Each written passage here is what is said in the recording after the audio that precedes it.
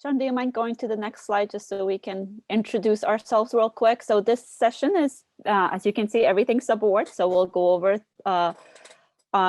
topics related to the subawards module and hear from two institutions, UCSD and UMB, on how they're using the Kuali Research subawards module. So today we have Janet Simmons from University of Maryland, Baltimore. We have Jeff Warner from University of California, San Diego, and we have Sean, I don't want to butcher your last name, so just Sean and Sean Monroe. Kim. It's Sean Monroe. Thanks, from University of California, San Diego. And then I'm also on this presentation as well, but I'm really more in a supporting role. If there's any questions related to Kuali subaward module functionality, I can jump in and provide any insights available. Guys, do you want to quickly introduce yourselves and then we'll jump right into the presentation? Sure. I'm from Janet Simons, University of Maryland, Baltimore, and I'm the functional lead for Kuali at UMB. I've been there for quite a long time in sponsored research, doing all kinds of roles. Currently, I do a lot of research policy work, training work, and export control officer in my spare time. So I keep busy with all kinds of hats. My name is Jeff Warner. I'm a director in the Office of Contract and Grant Administration. I manage a team of contract officers. We're referred to as the Ancillary Research Agreements team. We have a number of service lines, but one of our primary service lines is subawards, outgoing subawards for the entire campus, including health sciences and the Scripps Institution of Oceanography. I'm Sean Monroe.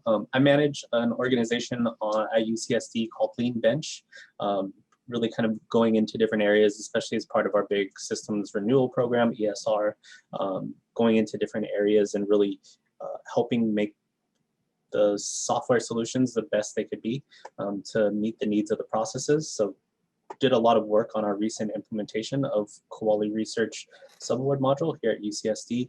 And also just happened to be the new Kuali build service owner for UCSD as well. Awesome, thank you guys. And I'm Kat Schultz, I'm the Director of Customer Success on the research team. And as I've mentioned, I'll be serving more as a supporting role on this presentation. Sean, do you want to go quickly to the next slide? I just want to provide some sort of housekeeping, not rules, but sort of guidance here. I do want to let everyone know that the slides that we will be showing today are going to be uploaded to the Socio platform with this session. So again, if you want to get the copy of these slides, they will be available for download. Same thing with the session recording. So the session is being recorded and the video will be posted similar as the presentation to the app, and you'll have access to it. We do encourage you to also rate our session. So in the session platform, there is a rate button available. So feel free to go there after the session and provide feedback. And then if you have any questions, feel free to ask them as we go along. So unmute yourself, ask the questions, or if you feel more comfortable with posting the question in the chat, feel free to do that. I will be monitoring the chat. So if there's anything I can answer, I'll go ahead and answer. Otherwise, I'll just might post the question to the group. And then the recordings and the slides that will be uploaded to the platform, I do want to let you know that they will be available through the end of October. So again, you'll have time to go back at any time between now and end of October to access the slides and the video recording. All right. All right. Well, so in January of 2020, the University of California, San Diego implemented Kuali Research proposal development and award. So this was the first phase of the implementation of Kuali Research for the campus. All proposals and awards were transitioning from a previous system to Kuali Research, provide the campus an opportunity to get into the platform, start using it, learning it. And as of July 6th, we went live with Kuali Research subaward. So we are now about 7 months into implementation, so relatively new still for the campus. And we're still training and improving and developing our use of the Kuali Research subaward module. We have another service line that I manage going live into Kuali Research on March 15th. A whole nother topic, but unfunded agreements. So as you can see, I just wanted to illustrate that UC San Diego is taking more of a phased approach to building out its use of Kuali Research. And what I like about that approach is that you're able to leverage those learning opportunities from the previous implementation in this new implementation. And we certainly did that for Kuali Research Subawards and are doing it currently for unfunded agreements. All right, so UC San Diego issues about 1,500 subawards annually. And again, it's for our health sciences, general campus, and the Scripps Institution of Oceanography. We have 3 FTEs working on subawards. Now they're not completely devoted to subawards, but basically 3 individuals responsible for working on subawards and amendments. So overall picture of how we utilize KR Subaward, the individual is going to be logging into Kuali Research once their award is issued. So the award would need to be set up first in Kuali Research Award. They would be notified that the award was set up. They would be provided the necessary financial information. The department would then prepare and ensure that they have all the appropriate documents needed for the subaward. They would then prepare that request within the subaward module in KR. They complete the request and submit it and route it to the central office for review. We have an intake specialist who currently reviews all subaward requests to ensure that all the appropriate information is included, they've completed the record accurately, and uploaded the necessary documents. We've seen that this intake role grow. At least when we went live, it was more involved and more training. There was more of a training aspect to it when we first went live, but that's slowly being more efficient because of people becoming more trained and used to the system. And so whereas it was a pretty much a full-time job when we went live, it's slowly gotten less and less. The intake process we found is a critical component because departments can easily forget to add some financial information or not include the appropriate documents. And if it goes to our queue for our officer to work on without the correct information, it could delay things. So what we've done is we have a 2-tiered intake process, which I'll discuss more later, but it's been really helpful for us and provides a first layer of review before it goes to one of our contract officers for them to prepare the actual subaward and issue it to the subawardee. We enter it into a workload queue for our officers to pull from. So we have a queue of pending agreements, and as bandwidth becomes more available for each of these officers, they pull the subaward once it's been validated at the intake process and issue that subaward. Once the subaward is then issued, we then finalize the KR subaward record. We take that approach as we find it's actually a lot easier for us to do it at that point. It locks it in, and then we can actually go back and edit it if we need to, should something change, if the subawardee comes back and a financial component changes or something that would impact the KR subaward record. Once the subaward is issued, fully executed, the KR subaward record is finalized, it is then up to the department to process the invoices or approve the invoices. So there's 2 ways that the invoices can be entered into the KR subaward module, one of them being an intake process through our disbursements group and a technology called Payment Compass, where we then take the KR invoice, the subaward invoice, and then enter it into KR. Or it can actually be sent directly to the department research administrator, and they can enter it into the module themselves. And we found that this approach was more dynamic and provided more possibilities for the campus.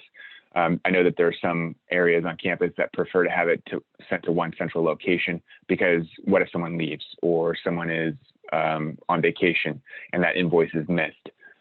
There's others on campus that like to have more control and want that invoice sent to them directly. So having this flexibility has been beneficial for the campus.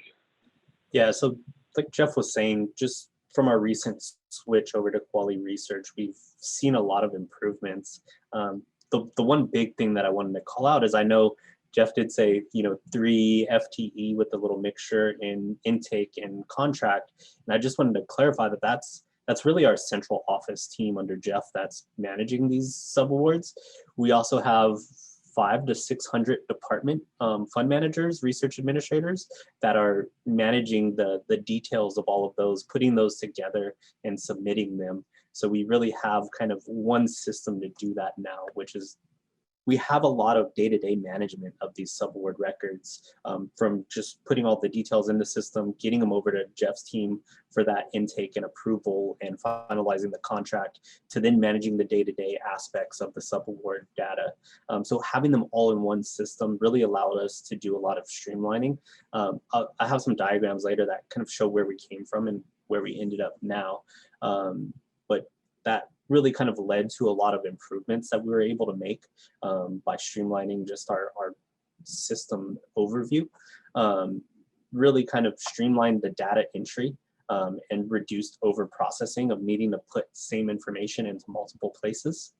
We have better management of our invoices, the invoice approval, and all the fund balances, because those are now all in one system, all in one location if you need to do any kind of audit or go back and look at everything.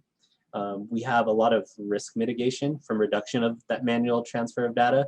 Of course, if you think of manual transfers of data, as soon as you say that, you think of mistyping things and all of those issues that arise through all those pieces, and then having to go back and correct those, have them come out in audits, have them come out in other ways where you need to take that corrective action. Just added more step and more workload into the process that we definitely don't want in there. We were able to automate the integration with our new financial system that also just went live July 1st, the same day we went live with the subaward module. So because of the API-rich environment that Kuali Research is, we're able to use a lot of those API data connectors and connect all of that with our new fancy Oracle financial system that also has a lot of API connectivity. And we actually automated all of the information sending between the two systems. So things like commitments to your obligated amount and liens on the money that need to be held for the subaward contract. And then we're able to invoice those. So as we process invoices in Kuali, it automatically sends all of the invoice financial data to our financial system to both pay out the amounts of the subaward invoices, but also to keep track of that and adjust the commitments back down to the available amounts against the funds that are being liened for those subaward contracts that we have. And then we're able to consolidate a lot of the tasks and documentation and all the activity into one system, which was really big for us when you think of all of these actors across campus, 500 to 600 different people working with these subawards and the central offices that are trying to help control and just ensure everything's accurate and timely. And then central office, I know Jeff loves this one. We have FDP templates that we can automatically generate with a lot of that information that's already in one system. Now they don't have to go manually create all these PDF versions of different contracts and FDP forms. They're able to generate a lot of those. I know Jeff will jump back in to kind of touch on how we've even improved that further since adoption of Kuali Research.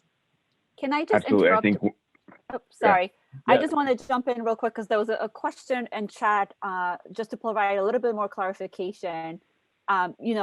You guys have mentioned, and sort of I know this from working with you guys, that it's actually the department administrators that go in and create the actual Kuali Research record. They start that subaward record. Can you add more to it? Because I think it's sort of different from a lot of what our customers are currently doing or have been doing in the past. So can you talk a little bit about that and sort of they create it? Do they route it? Is it saved? What's the status that it's in? Absolutely. And so the process at UC San Diego, and it was even in previous state, that the department is responsible for preparing the request for a subaward. The contract officers rely on the department research administrator to pull together the necessary documents to attach to the subaward. So the scope of work, the budget, if there's a subrecipient commitment form that may be needed, any other documents that should be attached to that actual subaward document, and then the financial information. So how much are we obligating? What's the period of performance? Who's the subaward PI? All that information is entered into Kuali Research subaward and then routed to the central office. Now, the central office is responsible for reviewing and validating that information to ensure that it is consistent with what's included in the documents, what's in, making sure that the dollar amount that's allocated in KR subaward matches what we're actually putting in to the subaward and what's in the budget. But really, it all starts with the department research administrator, and that process starts as soon as that award is issued to the department. It's not that it is then on them to put everything together and submit the subaward back to us. So it is very much prompted by our colleagues in the department. Thanks, Jeff. Yeah, and I have some slides. My next slide might show a little bit more what that looked like previously in system functionality versus how it looks now. So this is a basic system diagram of where we were before we implemented Kuali Subaward.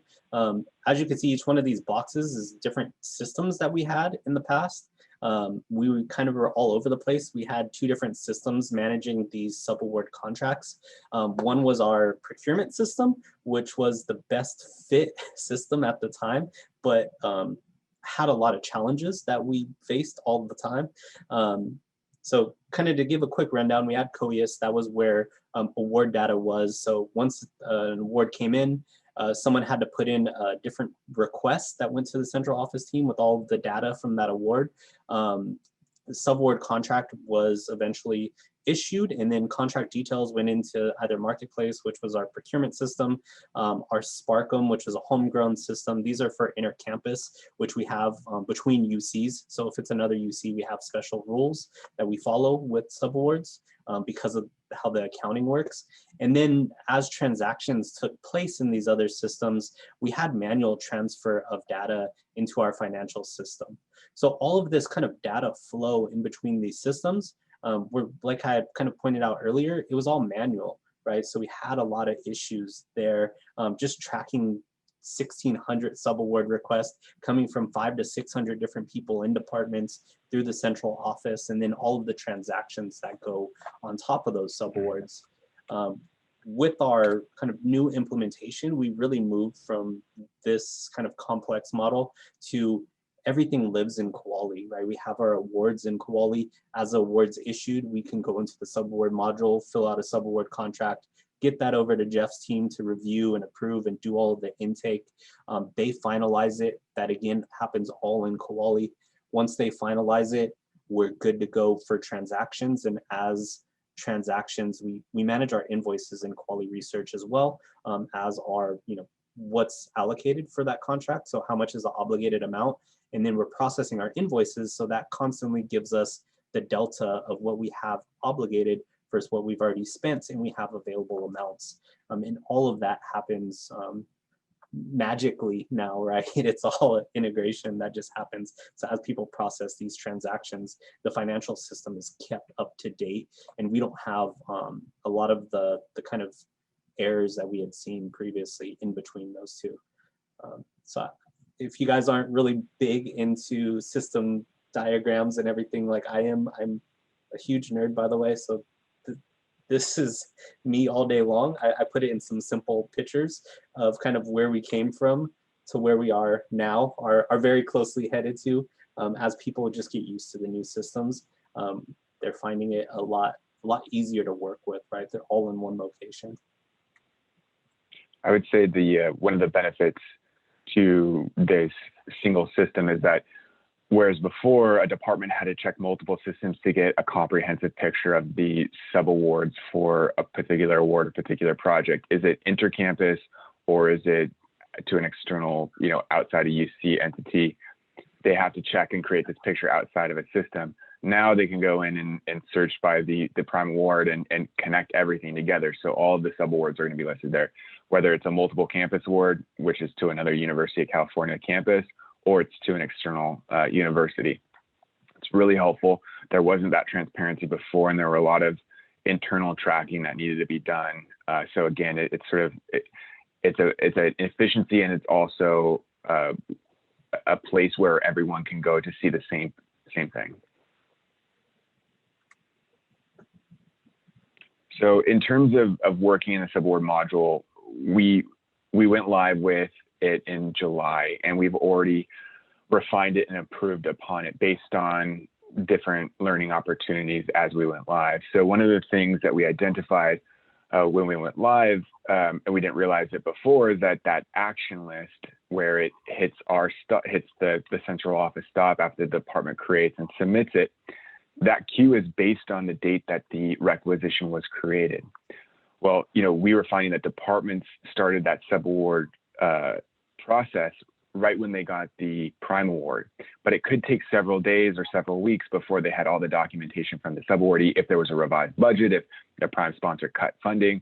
So if they were to submit that subaward request 2 weeks later, a month later, that then is at the bottom of the list because it goes in at the place when it was created, not when it was submitted. So it's not at the top. We were finding it challenging to manage that because our intake person could very much miss it. We were, especially when we went live, there was a whole month where we weren't able to receive subawards because of the transition to a new system. So there was a backlog. So we were seeing a huge crush of subawards coming in, and there was an opportunity for us to miss it. And we had to pay really close attention to a lot of manual verification. Well, in talking with Kat and KR and Sean, we identified a two-tier process. So we have the intake stop, and then we have the central office stop. So that intake stop is maintained every day. Nothing is sitting in there longer than a day. It's either returned to the customer, which I'll get back later, or it is approved and goes into the officer queue. So once it's approved in the officer queue, we have a workload management process that prevents us from missing something in the officer queue. Is really just that intake place that something could have been overlooked. So we developed that two-tiered intake process within a month of going live.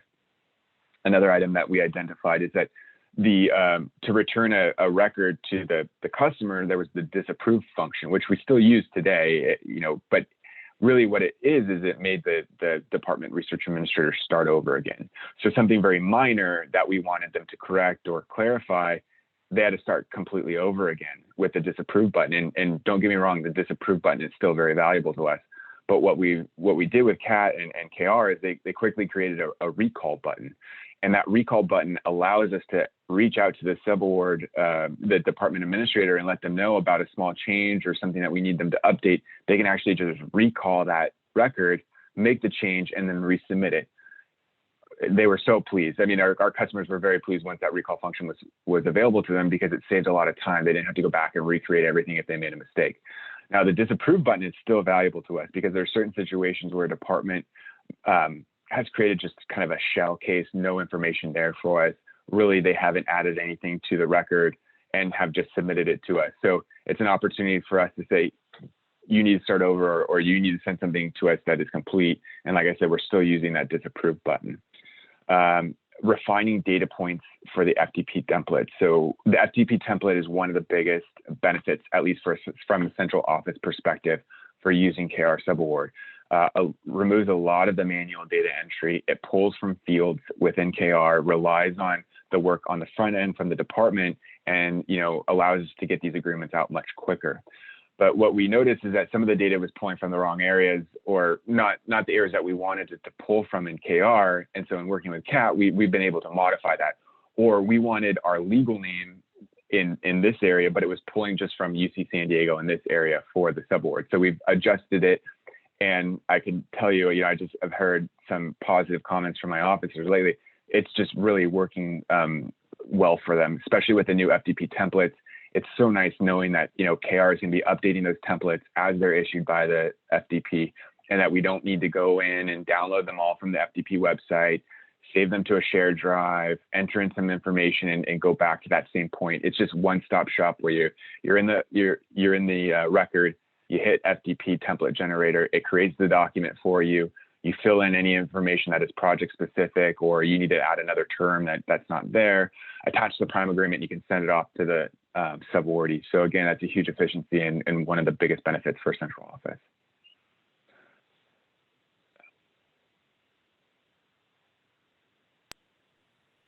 So now we'll hear a little bit from University of Maryland, Baltimore from Janet and how they're using the subaward module. So Janet, you want to take it? Sure. So we started with COIUS way back in 2007. I think we had it rolled out to the whole campus for proposal development and system to system starting around October of 2008. So we've been in this for a while. And we did begin using the subaward module in COIUS. Obviously all manual data entry at that point. We also entered all the data. So we have all our data going back to 2008 so that we would be able to do reporting out of the system. We then went live with Kuali COIUS on-prem and then Kuali Research recently. One of the more interesting steps in our life with Kuali is when we, in May of 2019, I guess it was, we merged our University of Maryland College Park and University of Maryland Baltimore merged our two instances so that we are all able to report together, which was something that our state legislature had been wanting us to do for the last 10 years, and we were finally able to do that within Kuali Research. So next slide, please. Oh, well, yeah, that one. So I don't have fancy slides like UCSD and, charts and graphs and amusements, but I'll tell you about our process. The subaward process at UMB also begins with the department and the PI, but the data entry into Kuali Research is a back office process. Completing the FTP templates, which we use about 60% of the time probably, that really does depend on the accurate data entry of contact information, compliance field information from the funding award and other sources. And our staff review the data and then it's entered into Kuali Research. We have about 2.5 FTE on our subaward team, plus part of an FTE who performs risk assessment for organizations and for each subaward. Our process starts with the department administrator and they submit a subaward request using an online form rather than going right into Kuali as my colleagues have their department administrators do. I created a form using Wufoo. We hope to transition to Kuali Build at some point. And on the form, we ask for the subrecipient information, the dates, the amounts, the funding source, the scope of work, all those things that we need to know in order to issue the subaward. The department administrator is also responsible to obtain email approval or sign off from the principal investigator at that point. And they have to obtain a subrecipient commitment form that's completed and signed by the subrecipient organization. And that helps us with risk assessment as well as with accuracy when I enter the organization record for a new subrecipient. Data from the subaward request is downloaded into a database and we use FileMaker Pro for that. Our staff then review the submitted data and make any necessary changes, and the subaward specific risk assessment is done at that point. In the comments, notes, and attachments section of the subaward, we enter status updates and upload any relevant attachments that are not actually going to be part of the agreement itself. And then we manually enter the data and upload the work scope and budget documents into Kuali Research. So you can see that for us to issue a subaward, we have data coming from 3 sources. We have the department and the PI. We have the award record in Kuali, and we have this subrecipient organization providing information. And of course, then there's the information that our subaward team enters based upon prime award terms or other factors. For federally funded subawards, we do use the FDP template that's prepared within the subaward module. And we have other subaward templates that are currently completed outside Kuali Research. We email the subaward document to the subrecipient, and they either electronically sign it or scan it back to us. They also fill out the attachment B of the FDP form, which is their contacts. And we found that so much easier than trying to maintain address book records for administrative contacts at all the subrecipient institutions. And then finally, the fully signed agreement or the modification is uploaded into KR. And department administrative users have access to the subaward module. They can check the status or download the fully executed agreement. So invoicing for us is managed in our financial system that's not integrated with Kuali Research. We issue about 900 subawards annually, and we use the FDP template for about 60% of them. I think I said that earlier. One of the things that our subaward team loves is the copy feature, where you can copy a subaward record. This saves us a lot of time. Many of our awards include several subawards that would be the same except for the organization information. So it just makes life so much easier for them to use that copy feature. The subaward module helps us to track subaward documents, modifications, the risk assessments. We can respond to audit requests. We can report on our collaborations. And I said earlier, we have data in the system going back to 2008, so we can see trends in who we're working with, as well as the types of funding and collaborations that are ongoing. So here's our vision. Our vision is to transition our online form to an integrated process. And as I said, we're looking at Kuali Build as a potential way to integrate. And in our vision, we would be able to pull data from the subaward module into the form, and then push data from the form into the subaward module, creating a new record. The record would then be looked at by our SPA staff and finalized. We also have a vision of having a library of customized templates in addition to the provided FDP templates. If you went to the configurable PDF session yesterday, you heard a little bit about that. We would want templates that include non-federal subs and foreign subs and others. And of course, what we would hope is that these templates will then seamlessly integrate with DocuSign, which UMB already has in place. We do think we'll see a lot of progress in this direction in the coming year, and we know that everything we do to move in this direction will increase the data accuracy and eliminate all that duplicate data entry that we know we're doing. So, any questions?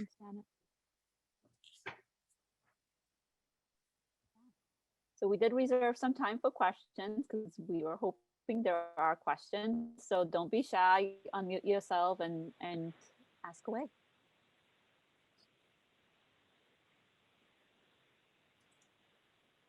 Jen, I have a question.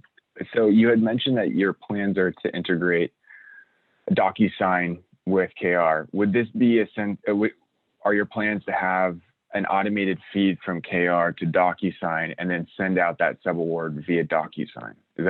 Would that be the plan? You know, that's a good question. I don't have the answer to that question. I think when we initially thought of it, that's what we planned to do. They were talking about building the form in DocuSign and looking at the mappings, but now with the configurable PDFs, now we're thinking the other way around. So we'll see how that works. Okay. I'd be interested to leverage some of your work in there, because we also have an instance of DocuSign, and I think we're underutilizing it on the contract side. Yeah, we do think it'll be valuable, because going to an external customer, you know, internally we want to use every workflow opportunity there is, whether it's routing within, as you do within the subaward module, or as we're planning to do within Kuali Build, and then pushing the data into Kuali Research. But externally, that's not really possible to get that kind of electronic signature. So that's why we're looking at DocuSign for that purpose.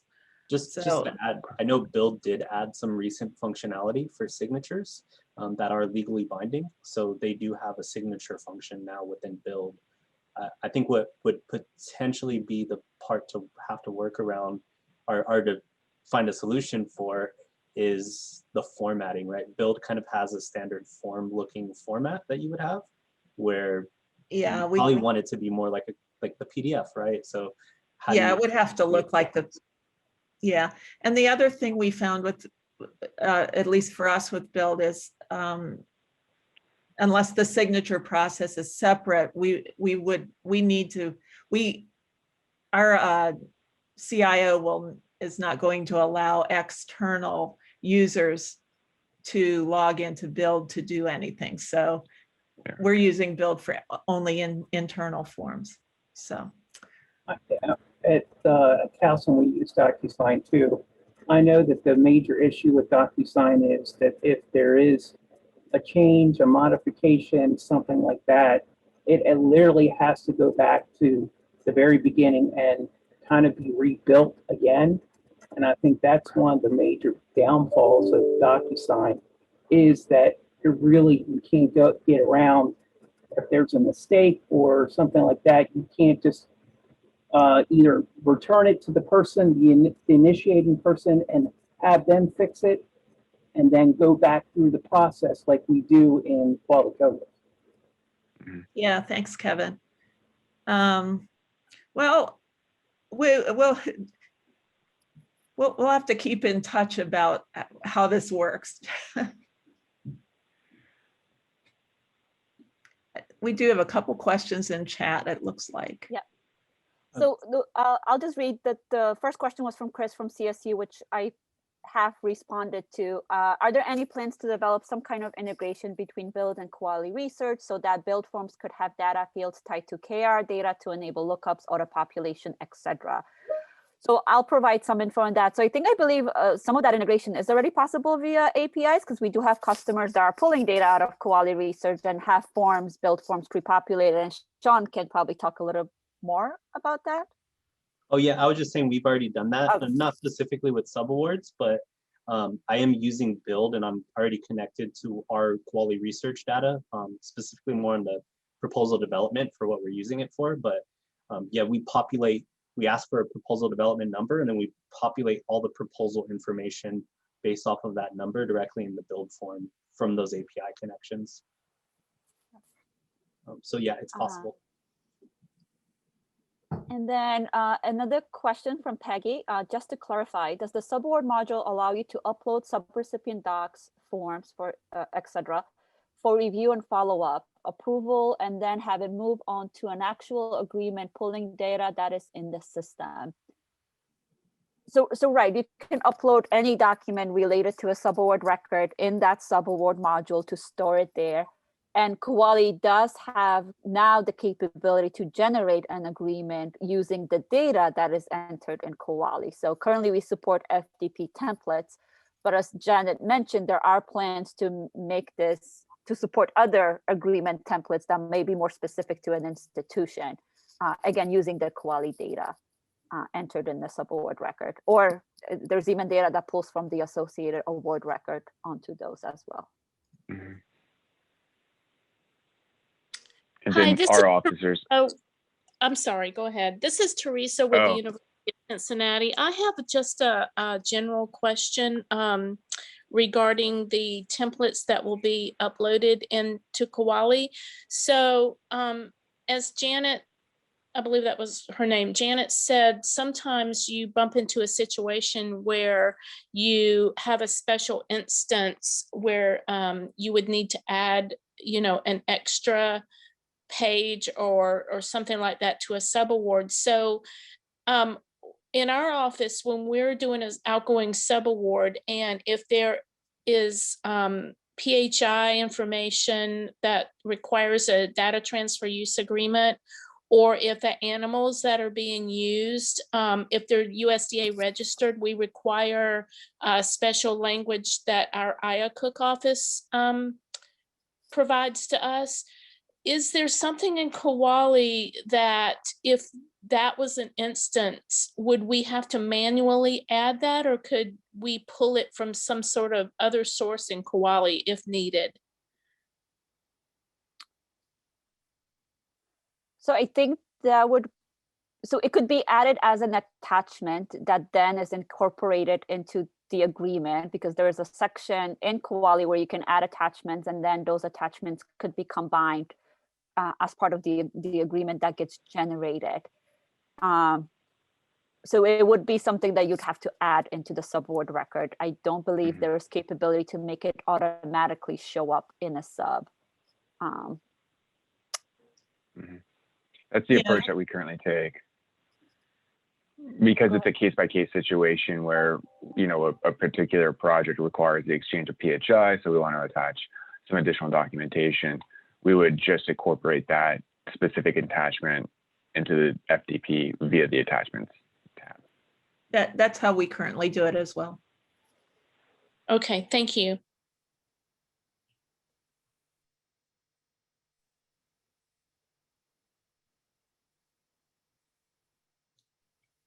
I have a question for UCSD group. So I think the concept of having department administrators actually go into KR and initiate the subaward record, which then is routed, is I think is something exciting. Can you talk a little bit about sort of the learning curve that you've seen with the department administrators and of them going in there, creating subawards? Sort of what was the experience initially, and sort of where are you now? Has it gotten better? Can I jump into this one and then turn it over to Jeff?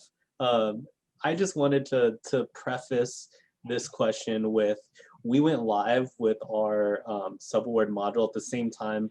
As I said, we have this huge ESR system renewal where we're replacing all of our systems, which included a replacement of our financial system that went live at the same exact date. And that included our chart of accounts completely changed and everything in the financial system. So these departmental people, we're not just going live with this new subaward process, but we pretty much turned everything upside down. A couple months before that, we had just replaced our HR system, which deals a lot with our finance too, with UC Path, which is powered by Oracle PeopleSoft behind the scenes. But yeah, so just to clarify and set the landscape, is it wasn't this one change that we introduced. We basically wiped out everything that they did in the past and replaced it with a lot more processes. So I think there's definite concept of this change saturation that was going on with this same population. But then I'll let Jeff give our experience with kind of moving over into these new systems. Yeah. So Sean, thanks for that preface. And I think what helps is that KR we developed a process that worked, and we have all these system changes. anticipated functionality. Maybe it's not working as we anticipated in these other systems, but with KR, it worked. So if you follow the step-by-step guide that we developed, it worked. So we went live with KR Subaward, and we weren't encountering issues with why is this not functioning the way that we anticipated. What we encountered was that change saturation. So we provided training opportunities, guides, tools, everything, but everyone was attending training sessions for 5 different systems at the time. So it's kind of hard to keep it straight of what knowledge applies to what system. So it's just repetition and refining tools, making them easier. Please attend multiple training sessions.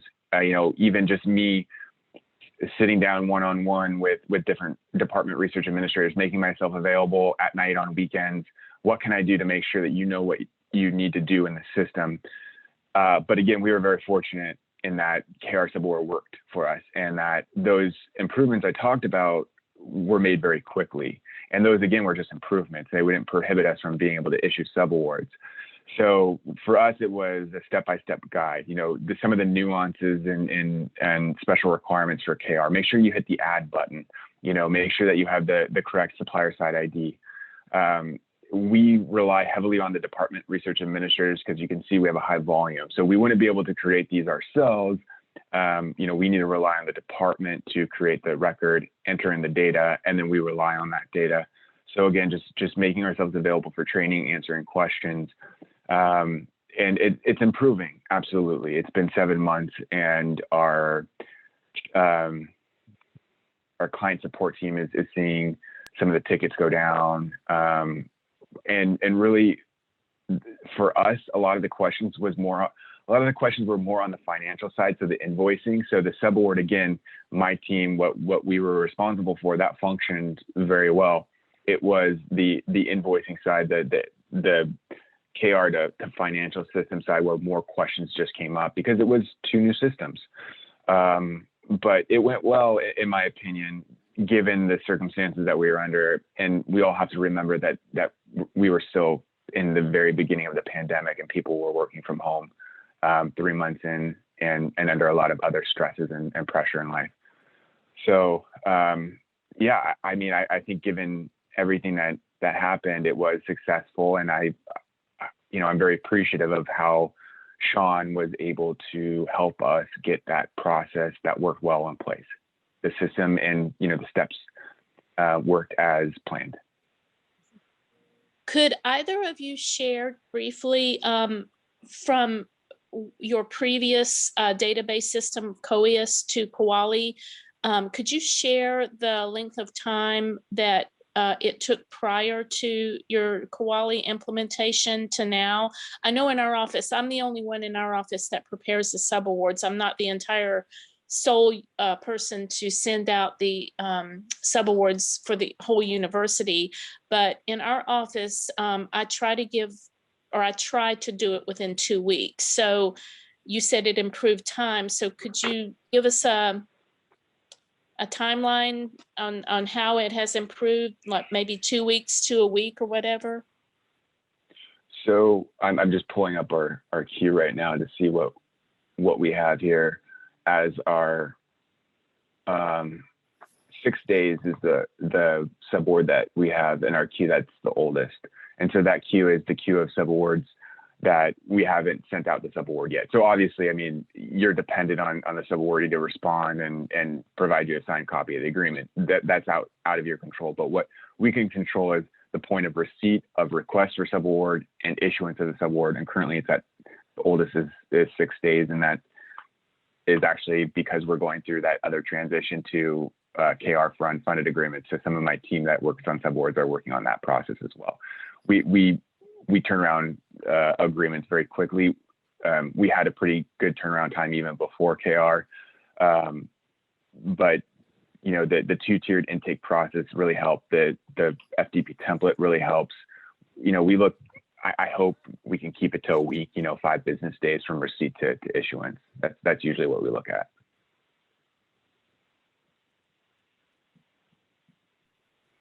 I don't have that data. I can tell you that the FDP template itself saves an enormous amount of time, but I don't have the data like you do.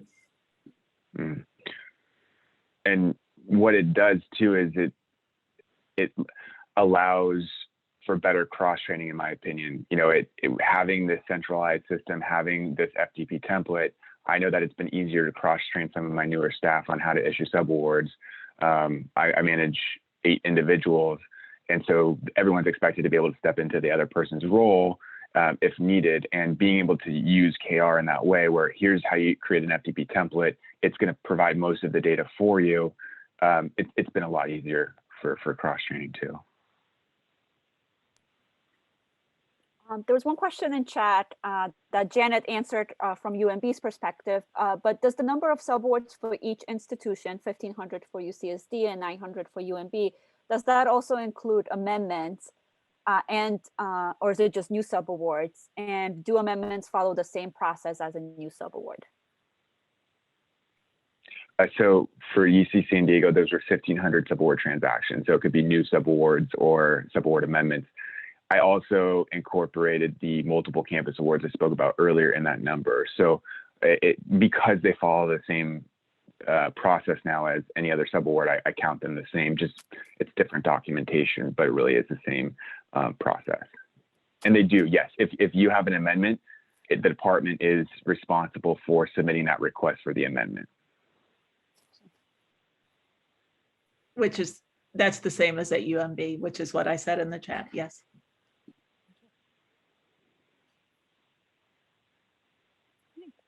Any other questions? Is there any way to route just the invoicing part, and can that routing be customized? I think before it wasn't as customized, and so we kind of forgot about it. Yeah, so it's still not that customizable. What I believe UCSD is using is just routing to the requisitioner. So whoever is named as a requisitioner on the subaward, that's who it's routing to. So that is the routing that's currently available in the invoice. Okay. And we rely on that requisitioner to obtain the necessary approvals or confirmations from their PI to approve that invoice. Okay, so that's interesting to me. We use the requisitioner, we enter our PI in that slot, so then we wouldn't want anything to. But so where do you just put the PI under the contacts in the subaward record? We did a little different. We actually created a custom field for the PI since we stole the requisitioner for the financial manager, and we really have the department financial person there as the requisitioner to use it in that routing tree. Is kind of why we made that design decision when we were putting it together. Huh. And we're actually looking into, or it's on the Kuali build side roadmap to potentially use that for some of the routing as well. So to send it to the requisitioner and let them do that routing and approval through build, and then put it right back into Kuali Research, which the APIs are now capable of. Yep, that's our dream. Yeah. We're actually already creating, we're getting close.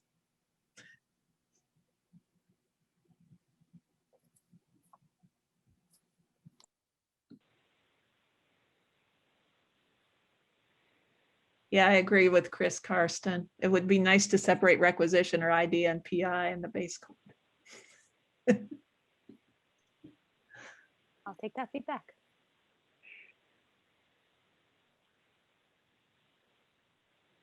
I was gonna say, those are the perfect kind of notes to send the cat. I send her that type of stuff all the time.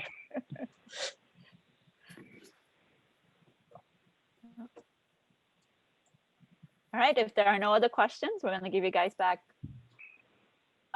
3 minutes. And Butch just posted in the chat, please don't forget our exciting social event, which starts at 5 p.m. Eastern time. And it's Mix and Mingle, Meet a Critter. Oh, that's exciting. So if you guys have time, feel free to attend. Oh, Chris Carson. Also, when we associate a subaward with a negotiation, the information doesn't pull into the negotiation record. Is that just us? No, it's the, if it's not, if it's in process. Are you talking about the negotiation part or just the negotiation? I think Chris is talking from the negotiations perspective. When you create a negotiation and the document association type is a subaward, you're seeing that the data in that negotiation, the data that should pull from the subaward is not pulling in. Yeah, Is so that it's correct? kind of related to subawards, and sorry, my sound isn't great, so I was typing furiously. It's just we put all this information into the subaward module, but it doesn't populate the section of the negotiation record like IPs and awards do. So we have some gaps there when we're trying to use negotiations for subaward tracking. Oh, I see, I see. I haven't noticed that, so I'll have to take a look. It might be just that I just never paid attention to it, so I'll take a look, Chris. And that's kind of, we chose to use notes and attachments in the subaward module rather than negotiation. It was easier for our team and easier for our campus to understand it, so.